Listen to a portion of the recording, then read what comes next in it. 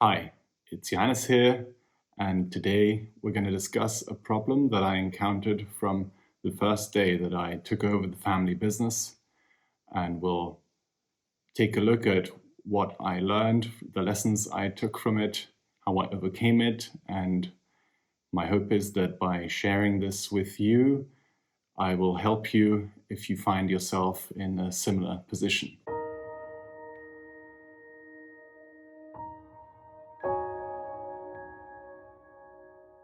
To give you a bit of background, about 4 years ago, I took over the family business.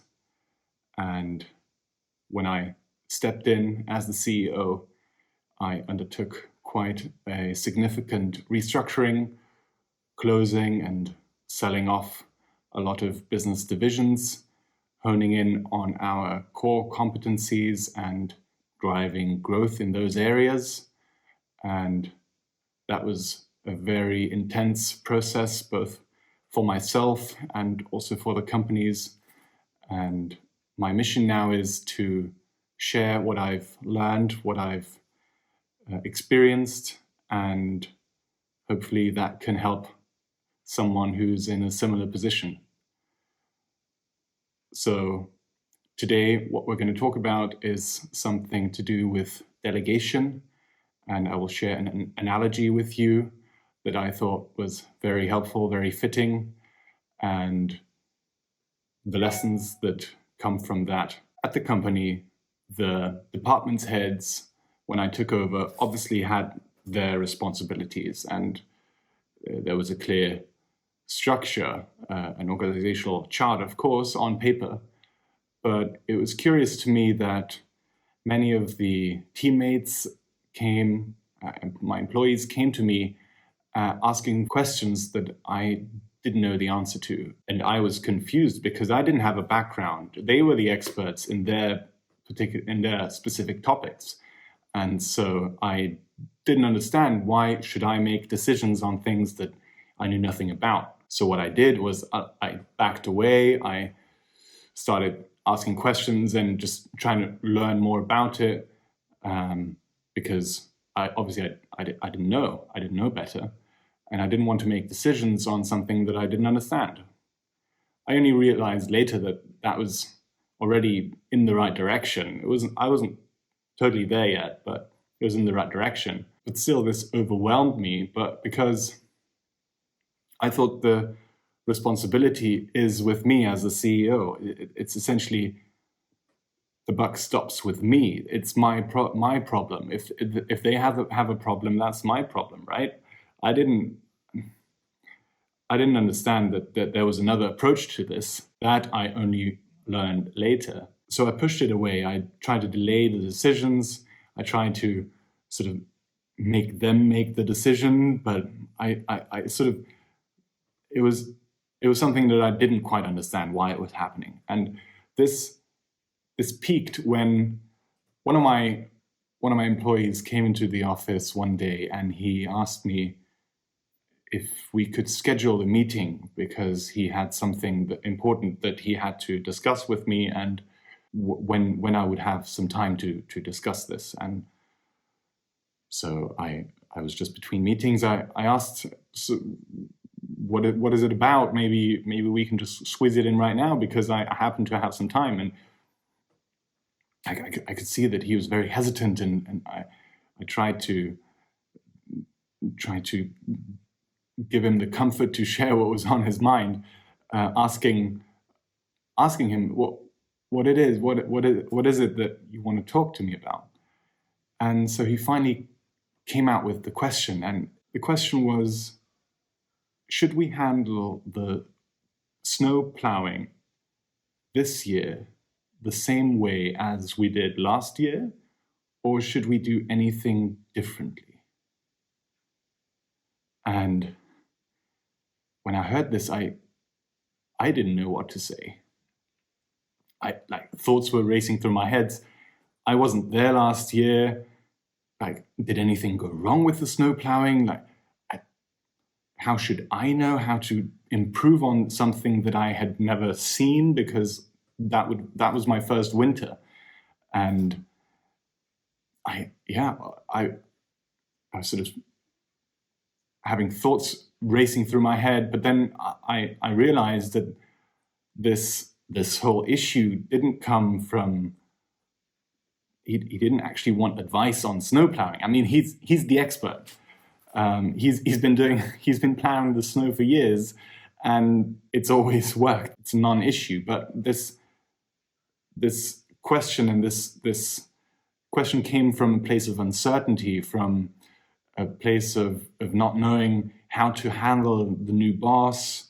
Will he do the right thing when the snow falls? I mean, he didn't want to be in a situation where he would make any mistakes, of course.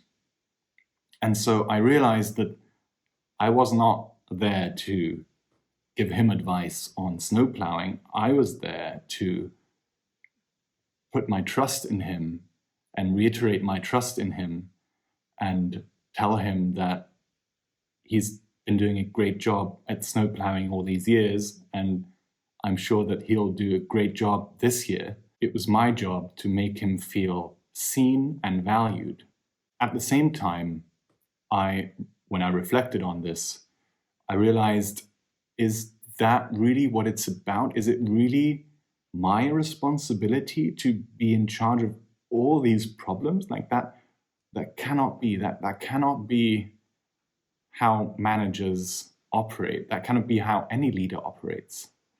There needs to be something else there. And it was funny, around the same time I had this issue, I spoke to a good friend of mine who works at Amazon, and he works on the shop floor. He has huge challenges to deal with every day, and leadership comes natural to him. So I like to turn to him for advice. And when I told him the same story that I just shared with you, he just looked at me, he smiled, and he said, "Well, that's the classic monkey problem." And I said, "What? What monkey?" And he said, "It's easy. Every employee has his or her own monkey. And a monkey is not easy to take care of. There will be issues, there will be problems, the monkey will act out. There will be issues, right? And so what employees try to do when issues arise is they want to put the monkey on the manager's shoulders. So as soon as that happens, it's no longer their problem, but they put the monkey on my shoulder, and then suddenly I have to take care of it. And if I allow everyone to put their monkey on my shoulder, I'll have so many monkeys, I won't be able to manage all of the monkeys, right? And I thought this analogy was absolutely perfect, and it comes with a couple of great lessons, some of which I had already intuitively implemented. So the first lesson is to ask questions.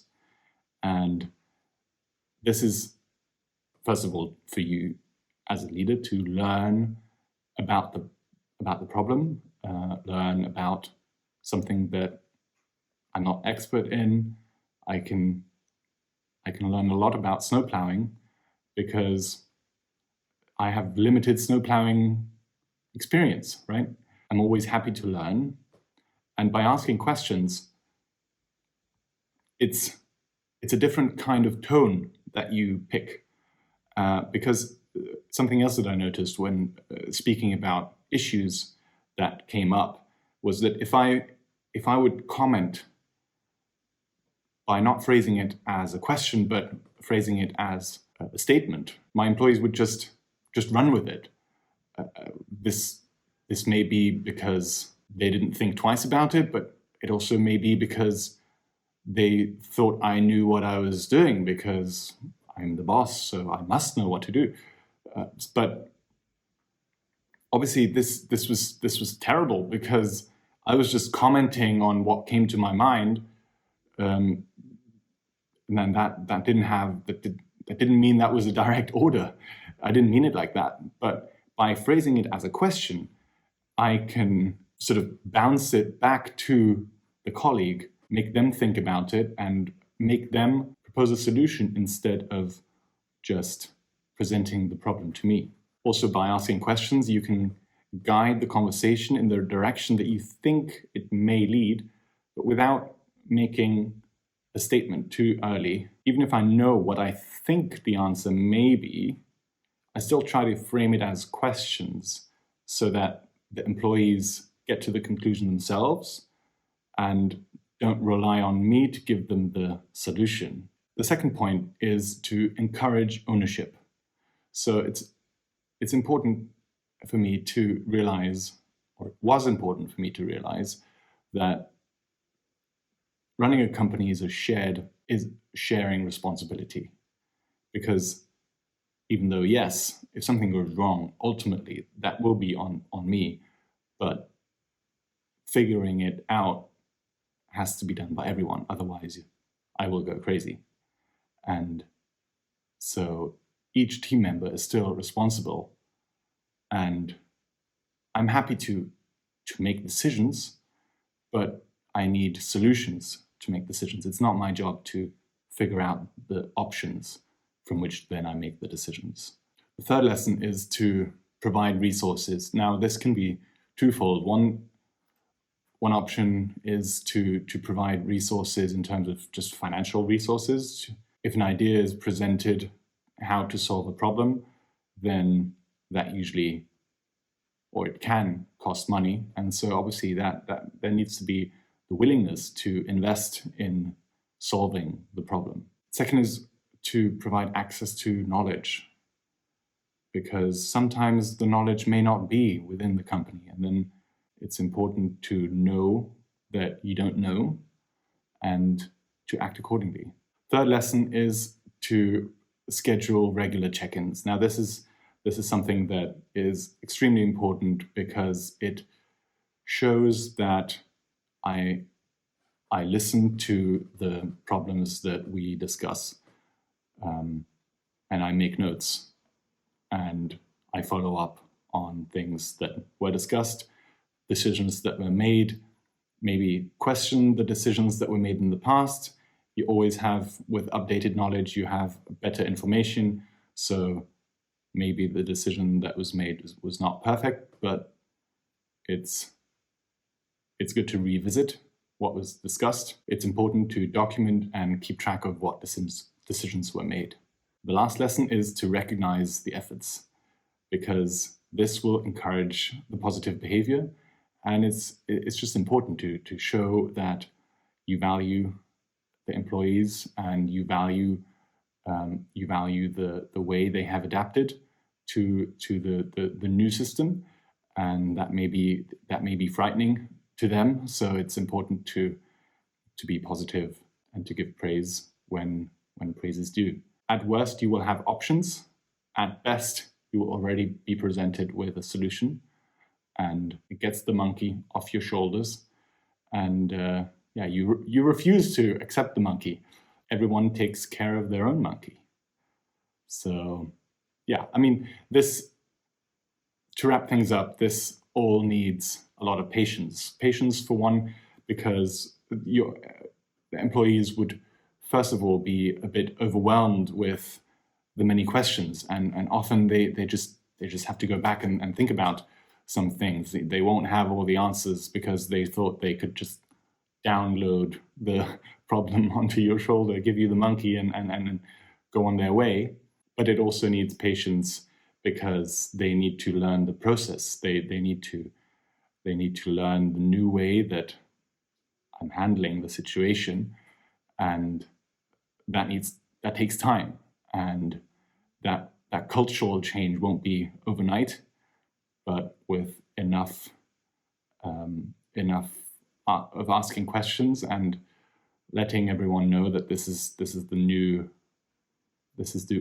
MO, then everyone will realize that that's what's going on now, and that's how the new boss wants to handle things, and they will adapt. It's gotten me quite far with very little expert knowledge, and I think it can help you too, because nobody's an expert in everything, and by asking questions, you can get a bit closer to expert level, but it's essential to rely on key members of your team, because essentially that's where the knowledge really lies. It's not with the leadership, it's within the team.